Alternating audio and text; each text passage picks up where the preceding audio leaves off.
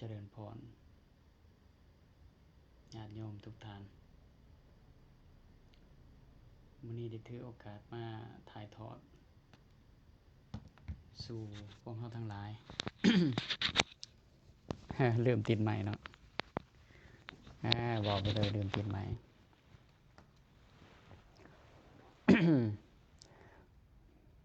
ห่างหายจากการถ่ายทอดมานี่ก็ดนสิว่าดนก็บ่แม่นเนาะล่าสุดแม่นอยู่อันนั้น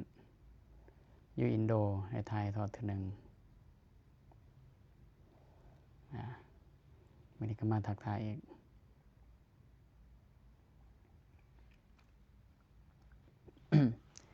ปกติจะถ่ายทอดไปใส่ YouTube แต่ว่า connection มัน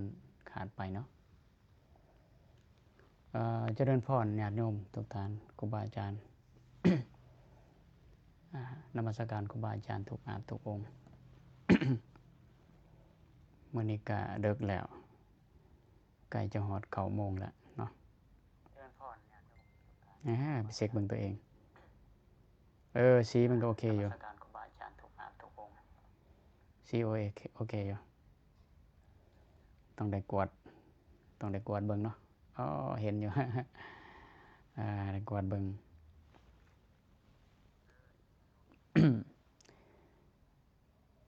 ที่จริงเนี่ยบ่ได้เว้าเกี่ยวกับความสันโดษ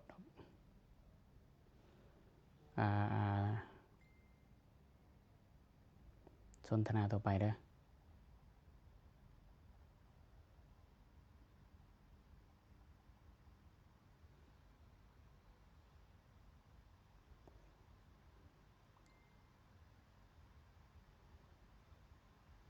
สนทนาธรรมทั่วไป อาตมาเอาไปใส่หัวข้อเดิมหรือว่ามาถ่ายทอดในหัวข้อเข้าไปในนั้นตัวเดิมอยู่ในการตั้งค่าไว้แต่ตอนสุดก่อนพยายามเข้าใหม่แต่มันเข้าบ่ได้เพราะว่าเฮาบ่ได้ถ่ายทอดดนลิงก์มันเสื่อมมันหายไปเนาะบ่ได้รัดแกะ ที่จริงมื้อนี้จะมาเว้าเกี่ยวกับเรื่องของเหตุการณ์ทั่วไปโดยเฉพาะแม่นเรื่องครูบาอาจารย์ออกธุดงค์หลายช่วงนี้เนาะอยู่สวรรณเขตแน่ครูบาอาจารย์ขึ้นทั้งภูแน่แล้วก็ครูบาอาจารย์เดินธุดงค์อยู่อเมริกาแน่ เพิ่นใส่สำนวนว่าเดินธุดงค์นิยมใส่แต่ว่าอยู่อเมริกาใส่สำนวนว่า walk for peace ก็คือย่างเพื่อสันติภาพอาตมาก็เห็นดีในสิ่งที่เพิ่นใส่ซื้อหัวข้อนั้นเพราะว่าเป็นยุคที่ยุคใหม่เนาะแล้วก็อยู่ในสังคมอยู่อเมริกาคันเฮาใส่ว่าทุดังคะ walk นี่เขาก็สิบ่ฮู้เขาก็สิงงๆการออกเสียงมันก็สิยากๆแน่นนึงก็ใส่ว่า walk for peace ก็เลยโอเคไปเข้าใจง่ายถ้าว่าถึงหลักธุดงค์เนี่ยมันก็มี13ข้อการย่างหั่นก็บ่ได้รวมอยู่ใน13ข้อหั่นต่างแต่ว่าเวลาย่างไปแล้วเกิดประโยชน์บ่อาตมาเชื่อในว่าเกิดประโยชน์เพราะว่าแม้แต่อาตมาเองเบิ่งก็ยังซึ้งในใจเนาะเวลาเบิ่งเพิ่นเดินธุดงค์หรือว่าเบิ่งเพิ่นจริไปเพิ่นบ่ได้เว้าบ่ได้ว่าหยังแต่ว่าเฮาเห็นเฮาก็ซึ้งใจแม้แต่เห็นม้าที่เพิ่นจูงไป เฮาก็ยังซึ้งใจยิ่งมาเห็นเหตุการณ์มหาดำเกิดอุบัติเหตุเวลาไปเบิ่งคลิปเราโอ้น้ำตาอยากตกพุ่นน่ะความว่าอีตนความว่าเกิดธรรมสังเวชแล้วก็เกิดความสะเทือนในใจมันเกิดความสะเทือนในใจถามว่าอาการแบบนี้ของเฮาหั่นดีบ่คิดว่าดีเนาะเพราะว่าจิตใจเฮาอ่อนโยนมันจึงเป็นอันนั้นคันจิตใจผู้ใดแข็งกระด้างก็สิเฉยๆเนาะบ่มีศรัทธาในพุทธศาสนาบ่ได้มีศรัทธาในเรื่องที่กำลังเห็นอยู่ที่เพิ่นย่างก็สิมีความรู้สึกเฉยๆแต่ว่าเฮานี่เฮาอยู่ในแวดวงนี้อยู่แล้วจิตใจเฮาถูกซึมซับเข้าในวงการพุทธศาสนามาตั้งแต่โดดนานมันก็เฮ็ดเฮาซึ้งใจ เกิดความสะเทือนใจแล้วก็ซึ้งใจเกิดศรัทธา ถ้าจะบอกว่าเกิดประโยชน์บ่นั้นให้เบิ่งติดตามเบิ่งคลิปที่เพิ่นลงเนาะแม้ตั้งแต่คนอเมริกาอาจจะบ่ได้นับถือพุทธศาสนาก็ตามแต่ว่าเห็นครูบาอาจารย์ผ่านไปบางคนก็ให้ก็มีบางคนก็ดีใจก็มีขอถ่ายรูปมัดแขนก็ดีใจโอ้อาตมาก็ได้เข้าใจว่าประเพณีบางครั้งมันก็ดีได้ มันสามารถปลูกจิตปลูกใจคนได้ในบางกรณีตำรวจที่มายืนต้อนรับอาจารย์ใหญ่เพิ่นมัดแขนให้เขาก็ดีใจมันก็เป็นการเผยแผ่ประเพณีวัฒนธรรมลาวเข้าไปว่าการมัดแขนเป็นการให้กำลังใจกัน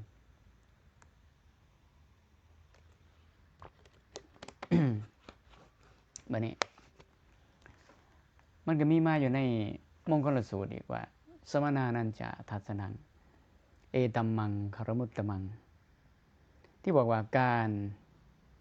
ทัศนาการได้เห็นสมณะเป็นมงคลอันสูงสุด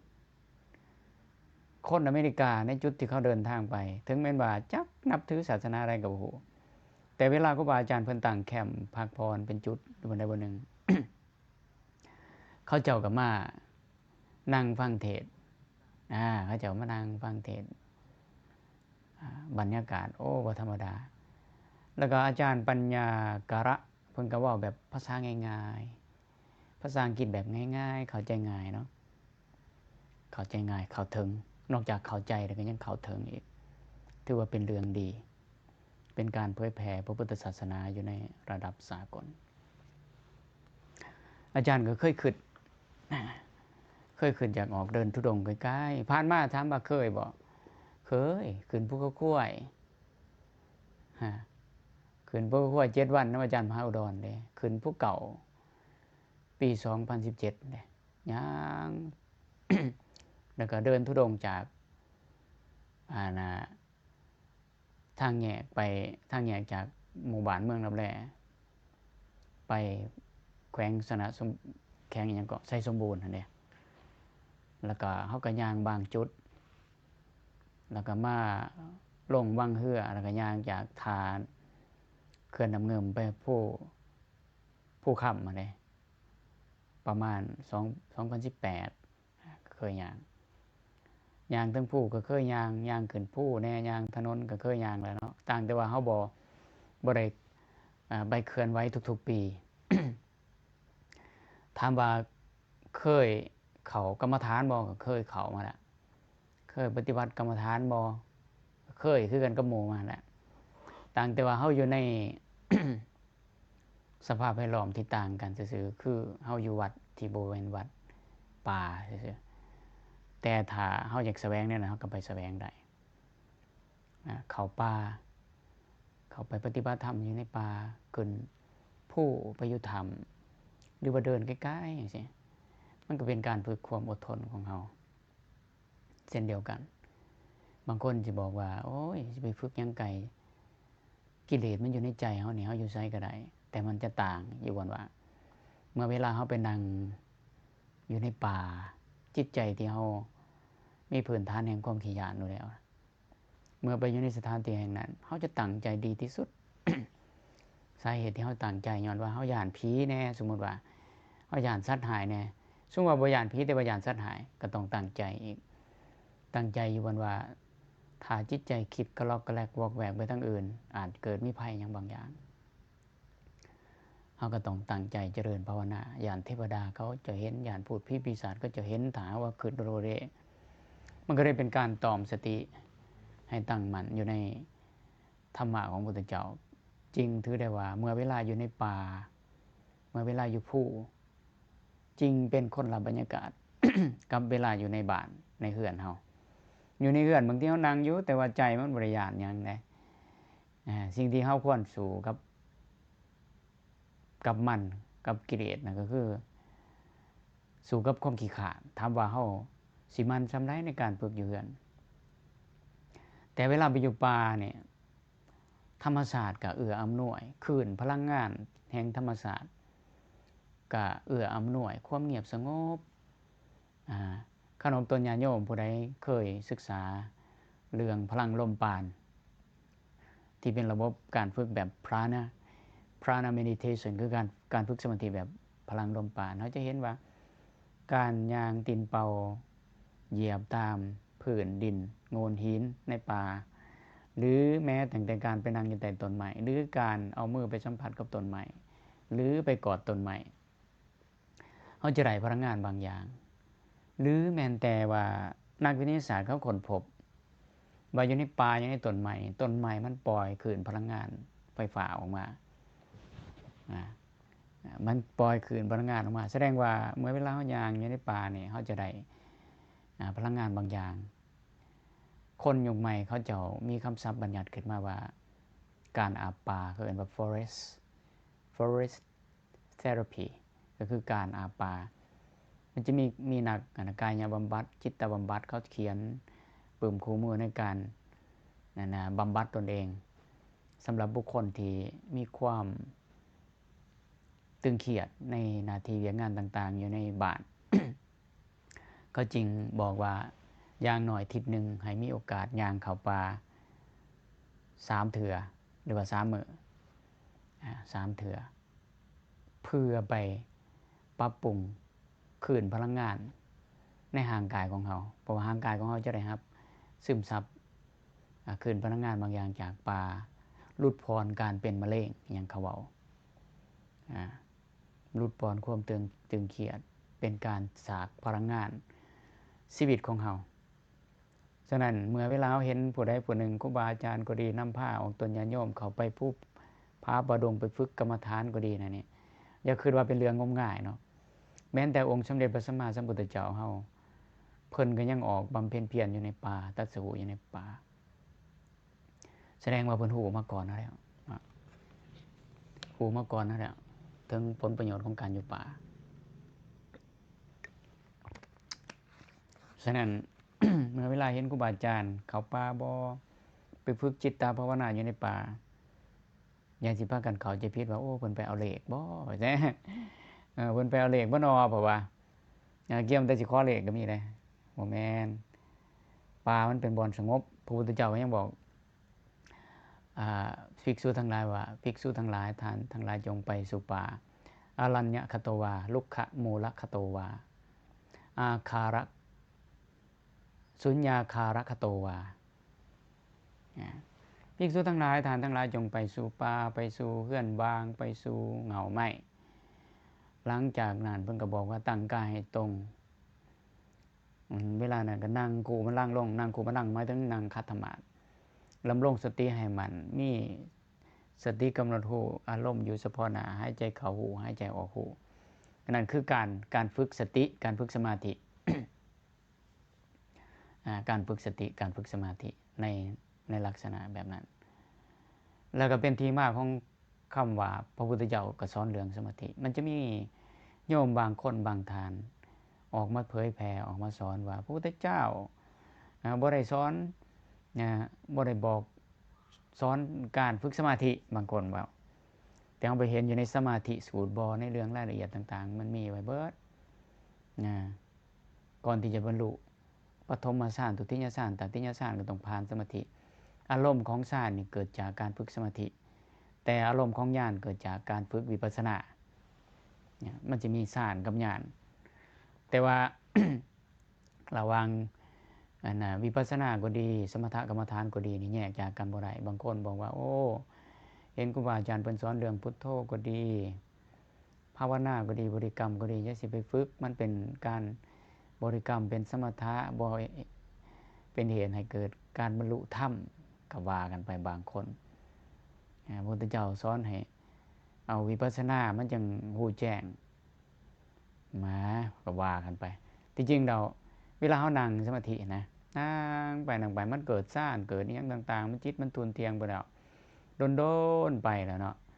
เวลาโดนๆไปจิตมันจะปรับคืนไปเองจากจิตสงบฝึกไปโดนๆจิตสงบก้าวไปสู่จิตตื่นจิตมันตื่นคำว่าจิตตื่นหมายความว่ามันสว่างขึ้นมามันหูเมื่อโตขึ้นมาทั้งที่บางที่เฮาฝึกทำอิฐนะจิตมันอาจจะเลื่อนลอยมันคือกันกับสมองไหลไปภาพนั้นภาพนี้เกิดขึ้นมันปรุงแต่งในตัวของมันเองจิตใน ตอนที่มันยังบ่ทันได้สงบมันก็ปรุงแต่งไปเองในตอนมันใหม่ๆนี่มันก็เลยคนที่บ่เข้าใจในเรื่องของการฝึกสมาธิก็คิดว่าโอ้ขน้อยเฮ็ดบ่ได้ดอกนั่งไปจังได๋ใจมันคิดไปเรื่อยสมองมันคิดไปเรื่อยจิตมันคิดไปเรื่อยขน้อยนั่งบ่ได้เข้าใจผิดคิดว่าตัวเองนั่งลงแบบนั้นฝึกแบบนั้นเฮ็ดบ่ได้แล้วก็เศร้าเลยแต่ที่จริงนะเป็นอาการของการฝึกสมาธิเบื้องต้นทุกคนจะต้องเผชิญบ่แม่นตัวเองเฮ็ดบ่ได้ไผเขาก็เฮ็ดแบบนั้นคือกันเบิดเผชิญหน้าแบบนั้นคือกันเบิดนั่งไปบางทีมันเหงานอนบางทีมันโอ้ดวนไปมาแต่ว่าเมื่อมันฝึกไปโดนๆแล้วอาการเหล่านี้มันก็ค่อยๆหายไปค่อยๆหายไป อาการที่จิตมันปรุงแต่งเรื่อยๆอยู่ในสมองเวลาเฮานั่งโดนๆไปมันหายไปมันก็มีอาการแบบปิ๊งบางทีก็หัวคือกันกับหัวเฮาดวนไปงึกบาดนึงหลังจากนั้นมันก็ใส่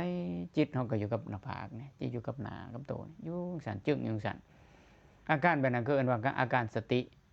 มันปรากฏขึ้นหลังจากที่มันผ่านจากการฝึกสมาธิอยู่ในระดับหนึ่งแล้วผ่านนิวรณ์บางทีระดับนิวรณ์เห็นเฮาอยากนอนง่วงนอนเงี้ยบัดมันผ่านขั้นนี้ไปแล้วจิตมันนิ่งขึ้นไปแล้วมันเกิดการใสอาการใสของจิตสมาธิมันนิ่งจิตสงบแล้วหลังจากนั้นสติมันก็เมื่อมีสมาธิตั้งมั่นสติก็ตั้งมั่นคือกันหรือเมื่อเฮาฝึกสติต่อเนื่องก็เฮ็ดให้สมาธิตั้งมั่นแล้วนี่เป็นต้นก็คือสติและสมาธิประคับประคองกันสมถะและวิปัสสนาประคับประคองกันเวลาเฮาย่างจงกรมนี่เป็นได้ทั้งสมถะและวิปัสสนาเฮาย่างนะหูโตใจจดจ่ออยู่ในขณะย่างนี่เป็นสมาธิและมีอาการหูโตว่าเฮาย่างนี่เป็นสติสมถะหรือวิปัสสนาเกิดขึ้นพร้อมกันแล้วก็เฮ็ดให้ประคับประคองกันระหว่างสติและสมาธิเฮาก็ฝึกกันไปฉะนั้นเมื่อบุคคลใดบอกว่าสิไปนั่งหลายสิเนี่ยแสดงว่าเพิ่นนั่นบ่ได้ชำนาญในการเรื่องนั่งสมาธิค่อนข้างจะออกแนวไปในทางขี้คร้านนั่งสมาธิก็ได้สอนหมู่ว่าบ่ต้องนั่งประมาณนี้เนาะแต่บางคนน่ะฝึกไปน้อยนึงแต่ตัวเองมีสภาวะอาการใดนึงแน่น้อยนึงแล้วก็หลงคิดว่าตัวเองได้แล้วฮู้แล้วบรรลุแล้วก็หลงไปแล้วบัดนี้ยิ่งไปฟังคนบอกบ่ให้นั่งสมาธิโอ้เข้าข้างกิเลสเลยมันเข้าท่ามันก็บ่นั่งแต่ที่จริงแล้วแม้ตั้งแต่พระพุทธองค์ก็อยู่ในสมาธิเพิ่นก็นั่งคือกันการนั่งสมาธิของเพิ่นเป็นการนั่งเพื่อพักผ่อนผู้บรรลุแล้วก็นั่งได้พักผ่อนผู้บ่ทันบรรลุก็แฮงฝึกเฮาก็ย่างจงกรมนั่งสมาธิในเบื้องต้นเมื่อเผชิญหน้ากับความวิตกกังวลความคิดจิตมันฟุ้งซ่านไปมันคิดไปก็บ่ให้เข้าใจว่าโอ้ข่อยนั่งบ่ได้ดอกข่อยบ่ได้แม่นไผมันก็บ่ได้คือกันเบิดนั่นนั่งสมาธิฉะนั้นเฮาก็ต้องถามครูบาอาจารย์บ่แม่นว่านั่งปั๊บโอ้ข่อยนั่งสมาธิข่อยนั่งปั๊บแล้วเป็นสมาธิโดดบ่แม่นพากันเข้าใจผิดแล้วก็บ่ฝึกได้บ่น่ะนั่งไปแล้วใจมันลอยเข้าใจผิดก็บ่อยากฝึกย้านคิดว่าตัวเองเฮ็ดบ่ได้แต่ที่จริงมันเป็นทุกคนเฮานั่งไปเนี่ยเฮาว่าเฮาคิดนี่ยังดีกว่าที่เฮาบ่ได้ฝึกเนาะแล้วก็คนส่วนใหญ่ก็คิดว่าเป็นเรื่องงมงายเฮ็ดหยังครูบานั่งหลับตาอีซั่นเกิดประโยชน์หยังผัดว่าแต่ที่จริงแล้วในสมัยใหม่นี่เขา วัดแทกสมองขึ้นสมองของคนที่นั่งสมาธิเขาจะเห็นว่าสมองมันมีการพัฒนา คนที่ฝึกสมาธิดีความจำจะดีแล้วก็อายุจะยืนเขาว่า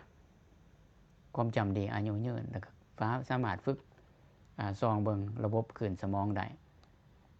ปานนั้นพุ่นน่ะวิทยาศาสตร์มาพิสูจน์ได้ในสมัยปัจจุบันนี่เนาะมีวิทยาศาสตร์มาพิสูจน์แต่ถามว่าถึงแม้ว่าวิทยาศาสตร์บ่มาพิสูจน์บุคคลบ่บ่ฝึกนะเพิ่นก็ฮู้ผลของมันเพิ่นก็ฝึกต่อไปบัดคนที่บ่เคยลองก็คิดว่าพวกเฮางมง่ายงมง่ายก็อย่าเขาแม้ตั้งแต่คนในยุคปัจจุบันนี่ก็ยังตั้งคำถามว่าคันข่อยสิเฮ็ดเวียกเกี่ยวกับพุทธศาสนาหรือว่าเกี่ยวของกับพุทธศาสนาข่อยสิได้หยังจากพระพุทธศาสนาปัดว่าตั้งคำถามขึ้นแทนที่สิลองทดสอบบางคนว่ามันเป็นอย่างไรพระพุทธเจ้าเพิ่นสอนให้ว่าทานจงมาเบิ่งเถิดเอหิปัสสิโกคำสอนของพระพุทธเจ้าบ่ได้บังคับให้เชื่อโลดเนาะบ่ได้บังคับให้เชื่อโลดค่ายกับว่าข้านไหว้พระก็เลยว่าการไหว้พระบ่จำเป็น อันนั้นจะมีแม่ขาวเนาะแม่ขาวเปิ่นเนี่ยก็คาเสียอาจารย์ได้แม่ขาวเปิ่นเนี่ยคาเสียเป็นยังว่าคาเสียบางทีเราก็ขึ้นฮอดเราก็โอนมาให้ขายอินเทอร์เน็ตก็มีนะเพราะว่าแม่ขาวหายากในประเทศลาวเนาะบ่ค่อยหลายแต่คันแม่ขาวผู้ใดน่ะมีไม่ออกมาศรัทธาแหน่จักหน่อยนะก็ยอมจะมีปัจจัยเล็กน้อยนะมันก็แบ่งมาอาจารย์ขอหน่อยขอถวายค่าอินเทอร์เน็ตเด้อแล้วก็ว่าตะกี้จะมีอาจารย์โครานะอาจารย์โครามักโอนมาใส่ค่าอินเทอร์เน็ตแล้วก็ส่งเสริมอย่างไงอาจารย์เส้นยิเดชถ่ายทอดทุกๆแต่หลังจากนั้นมาประมาณปี2 ปีนี่เพิ่นบ่คอยสาเหตุที่เพิ่นบ่คอยวะเพิ่นมีกองกำลังแล้วมันจะมีครูบาองค์นึงมาแต่พม่าเฮ็ดธรรมะก่อนนอนที่จริงธรรมะก่อนนอนอาจารย์เฮ็ดแต่รุ่นเนาะที่ว่าห่างเหินไปกับบ่มีลิขสิทธิ์ซื้อนี่บ่มีลิขสิทธิ์ไผอยากไปใส่ก็ได้มันก็มีทีมงานเพิ่นมีครูบาเพชรมีทีมงานอย่างนั้นมันมีการถ่ายทอดมันก็ได้บ่บอกอาจารย์เสนิเดชบ่บอกว่าอาจารย์ถ่ายทอดทุกมื้อเด้อเขาน้อยสิซัดเพิ่นบ่ว่าแล้วขาดหายไปเนาะอาจารย์โคราก็ขาดหายไปแล้วก็แม่ชีอันนั้นน่ะแม่ค้าเปิ้นก็ขาดหายไปแล้วว่าพื้นเฮาก็มาคอมเมนต์เนาะก็บ่เป็นหยังสำหรับอาจารย์เนี่ยแบบหมายความว่าคิดอยากถ่ายทอดยามใดก็ถ่ายทอดบ่ได้หวังว่าอยากมีชื่อเสียงโด่งดังนั่นนี่บ่คิดเพราะว่าอาจารย์เฮ็ดเวียกเกี่ยวกับเรื่องของสื่อนี่มาแต่ดนแล้วมีเว็บไซต์เป็นของตัวเองมาแต่ดนต่างแต่ว่ายุคหลังๆมานี่บ่ได้เสียค่าโดเมนแล้วก็บ่สนใจมันมีมาก่อนทีมงานเผยแพร่ศูนย์กลางอีกเนาะถ่ายทอดนี่มีมาก่อนต่างแต่ว่าเขาจะมีโปรเฟสชันนัลกว่าเฮาเขาจะมีผู้ออกแบบนั่นนี่มีเขาเกิดมามีซังกะรี่สำหรับอาจารย์เดินเดียวอยากถ่ายทอดย่ำนั้นก็ถ่ายทอดแม้ตั้งแต่สตรีมยัดนี่นะก็ยังจ่ายเองเนาะ$44เนี่ยถามว่าใส่ Facebook ถ่ายทอดเลยได้บ่ได้แต่ว่ามันเวลาคอมเมนต์เขาเอาขึ้นอันนี้บ่ได้แล้วก็เขาบ่สามารถถ่ายทอดไปหลายๆแพลตฟอร์มได้เมื่อเวลาเขาจ่ายเงินอยู่ในสตรีมยัดอาจารย์จะสามารถถ่ายทอดพร้อมกันใน Facebook 2-3 หน้า 2-3 เพจแล้วก็ลงใน YouTube อย่างใดพร้อมกันเลยโดยที่เฮาบ่จำเป็นจะต้องถ่ายทอดได้ดาวน์โหลดลงไปใส่ YouTube ว่าสู่ฟังไม่ได้เรื่องของการปฏิบัติกรรมฐาน มีหลายคนบ่ให้ความสำคัญมันจะมีไม่ออกผู้หนึ่งผู้ที่เพิ่นรู้จักกันกับอาตมาเพิ่นฝึกสมาธิเก่งแล้วก็เพิ่นมีลูกน้องเพิ่นเขาเอิ้นว่ามีคนงานไม่ออกเพิ่นเฮ็ดเกี่ยวกับการตำผ้าไหมเกี่ยวกับแฮนดิคราฟต์เนาะลูกน้องเราหรือว่าคนเฮ็ดเวียกนำเรานะก็ฝึกสมาธิคือกันฝึกสมาธิแล้วก็สามารถที่จะไปพาเด็กน้อยนักเรียนอยู่ในโรงเรียนนั่งสมาธิได้ทั้งที่เราเป็นแม่ออกสาวหน่อยแต่ว่าแม่ออกผู้ที่สอนเราหันบ่แม่นเพิ่นอายุหลายเติบแล้วซ้ำรุ่นเราคราวเดียวกับอาจารย์เด็กน้อยในอยู่ในวัยสาวสามารถไปสอนเด็กน้อยอยู่ในโรงเรียนได้ถือว่าโอเคต่างแต่ว่าเขาจะบ่เผยแพร่หลายเวลาเขาเฮ็ดแล้วเขาก็ส่งรูปมาให้อาจารย์แต่ก็บ่แม่นทีมงานพุทธวจนะเขาฝึกได้ความว่าฝึกได้เห็นบ่นะเขาแน่เบิ่งหน้าเฮานี่เขาฮู้ว่าเฮาเป็นอีสังเฮาคิดหยังก็ฮู้ความว่าเขาฝึกได้เนาะเขาคิดหยังก็ฮู้ครูบาอาจารย์ไปชั้นเพศนำน่ะไปคิดโอ้ไม่ออกนี่คืองามแท้เขาก็เตือนเนาะครูบาอย่าไปคิดโดยได้เขาฮู้ได้ว่าซั่นความโหดของว่าไม่ออกฝึกได้และเมื่อเราฝึกได้แน่นั้นมันก็อยากส่งเสริมให้คนฝึกสมาธิปฏิบัติกรรมฐานแล้วก็พยายามเว้ากับหมู่ครูอยากให้มีหลักสูตรเกี่ยวกับการฝึกสมาธิมีหลักสูตรเกี่ยวกับการสอนพุทธศาสนาในโรงเรียนแต่ว่าทั้งกระทรวงก็บ่ได้เห็นเรื่องนี้เป็นปัญหาสำคัญคือว่ายังเป็นเรื่องงมงายอยู่การนั่งนับตาเป็นเรื่องงมงายสำหรับเขาผู้ที่เขาบ่เคยรู้ฉะนั้นเรื่องการฝึกกรรมฐานนี่ ถ้าจะให้มาเว้านี่มันเว้าได้แต่ว่าคนฟังมันสิฮู้เรื่องบ่มันต้องผ่านการฝึกคือกันมีประสบการณ์คือกัน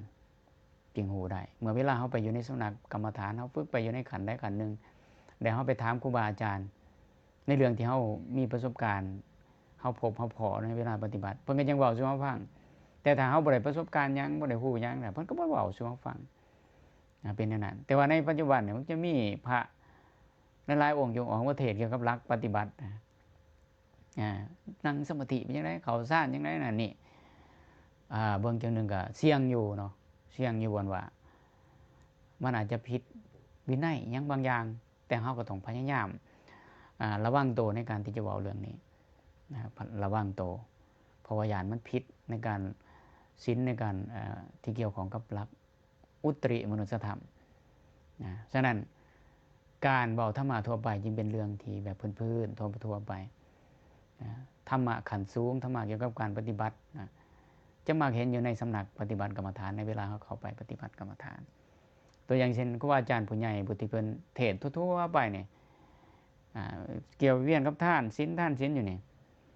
เฮาก็คิดว่าโอ้เพิ่นก็บ่เว้าเรื่องธรรมะลึกซึ้งแน่บัดเวลาไปอยู่ใกล้เพิ่นตอนที่เพิ่นนำพาเข้าภูผาบะรงปุ้ยธรรมะลึกซึ้งมันออกมา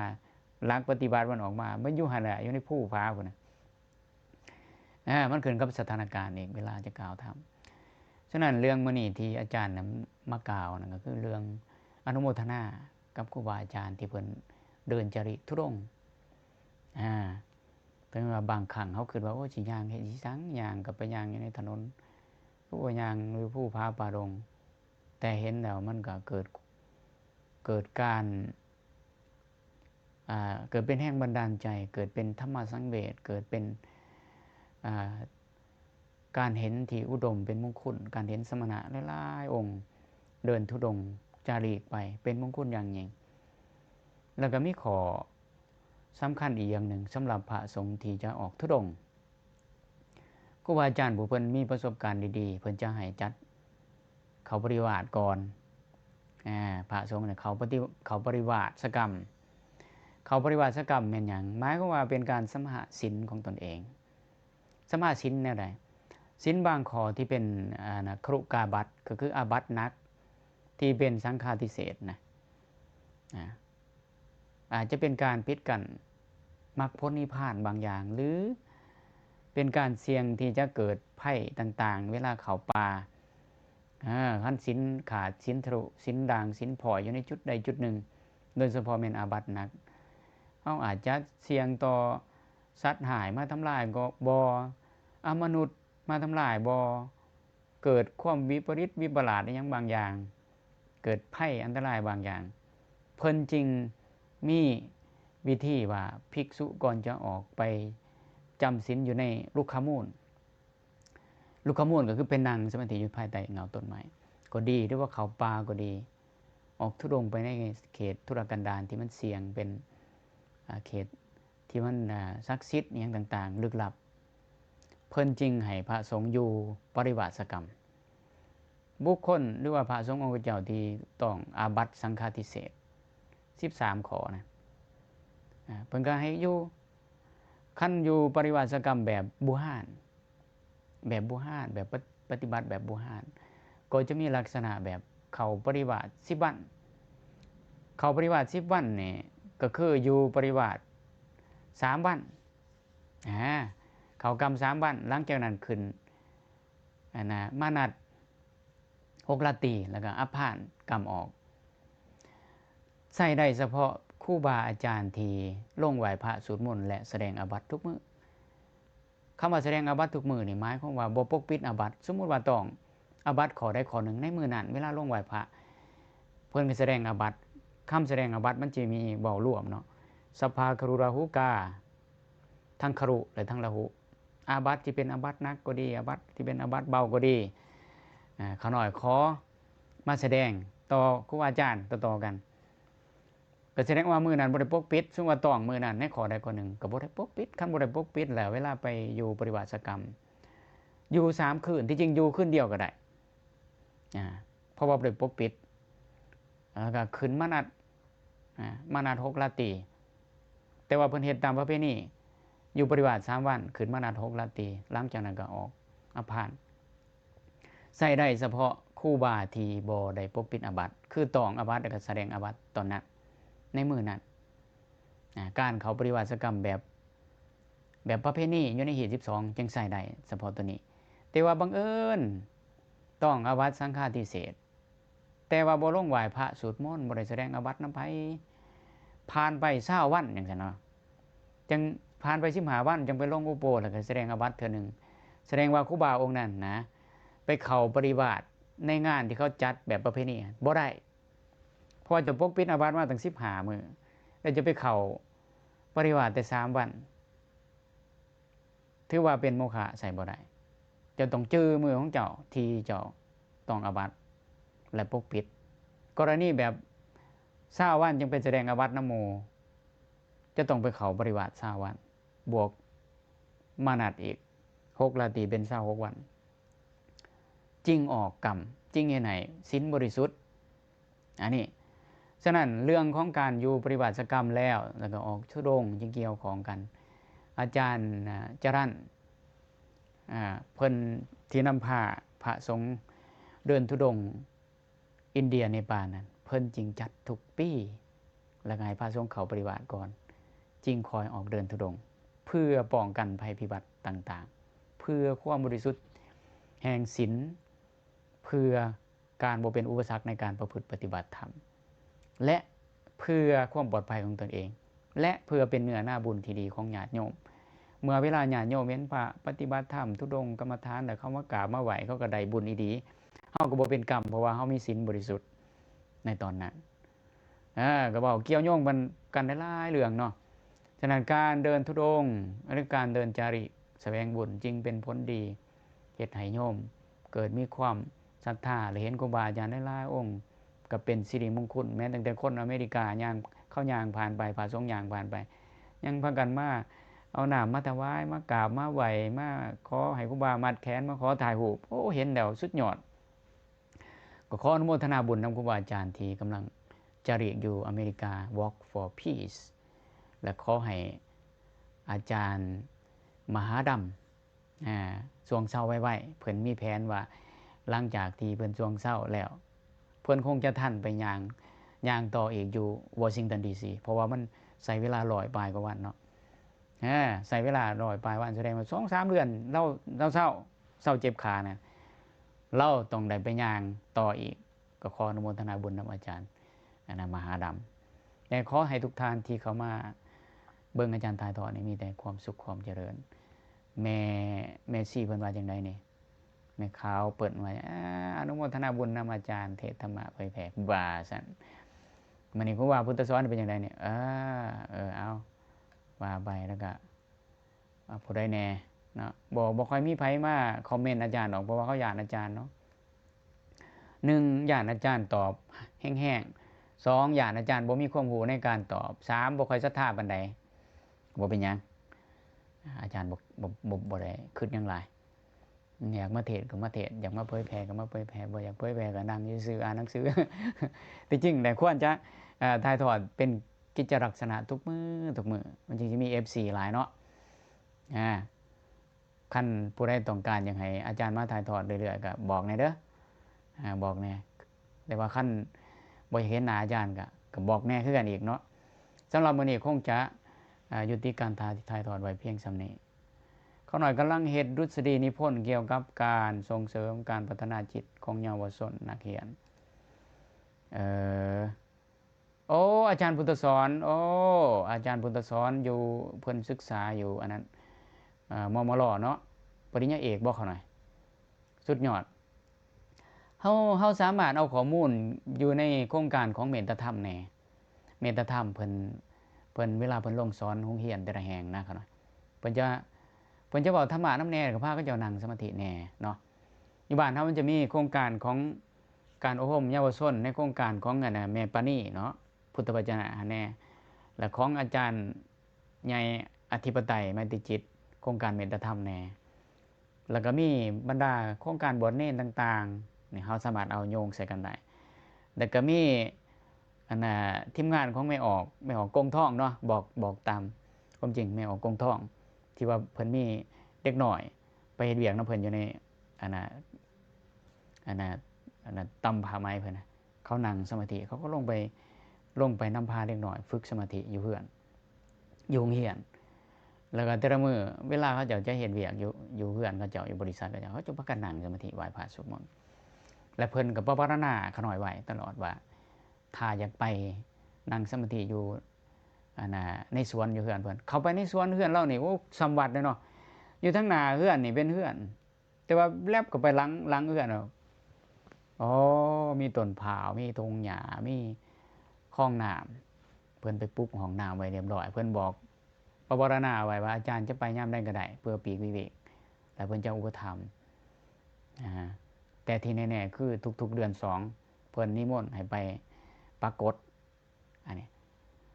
ไม่ออกฝึกสมาธิก็มีครูบาอาจารย์ตั้งใจฝึกก็มีได้เบิดเนาะขออนุโมทนานำอาจารย์พุทธสอนมหาเนาะเป็นมหาบ่ครับขออนุโมทนาบ่ค่อยมีไผถามบ่เป็นหยังบ่มีไผถามบางที่อาจารย์อยากยกปัญหาใดมาเว้าก็ได้มันบ่สรุปคือบ่มีทางตันคันอยากเว้าบ่มีทางตันเนาะขอบใจหลายๆสำหรับกับลาเขาหน่อยจะไปขอข้อมูลโอ้ได้สบายเนาะสบายแล้วก็ไม่เว้าเติมอีกแม่ออกเพิ่นสร้างหลักสูตรขึ้นมากันหน่อยเพิ่นสิเขียนปึ้มคู่มือหลักสูตรขึ้นมานำพร้อมนำใส่อยู่ในแวดวงของเพิ่นแวดวงของเพิ่นวิธีฝึกสมาธิก็ดีเรียนธรรมะก็ดีแม้ตั้งแต่อยู่วัดเฮายังบ่มีหลักสูตรสมาธิเฮาสอนกันไปเฮาก็สอนกันไปเลยก็มีแต่ว่าพื้นฐานของการฝึกก็มาจากอานาปานสติมหาสติปัฏฐานสูตรนั่นเนาะสิว่าอยู่วัดบ่มีก็มีอยู่แต่ว่าคล้ายๆว่า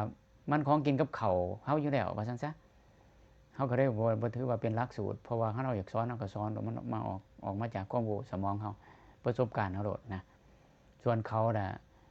เขามีวิธีเขาเอิ้นว่าวิทยาเขาต้องมีคู่มือมีหลักการเฮ็ดมันคือเนี่ยก็เลยมีคู่มือก็ขอยุติการถ่ายทอดไว้เพียงเท่านี้สำหรับผู้ที่เข้ามาติดตาม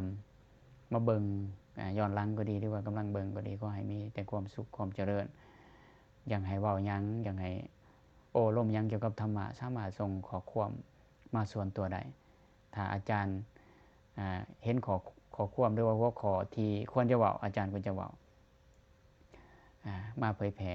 เป็นการแบ่งปันหลักธรรมคำสอนหรือว่าความเขาเข้าใจกันในเรื่องพุทธศาสนาใน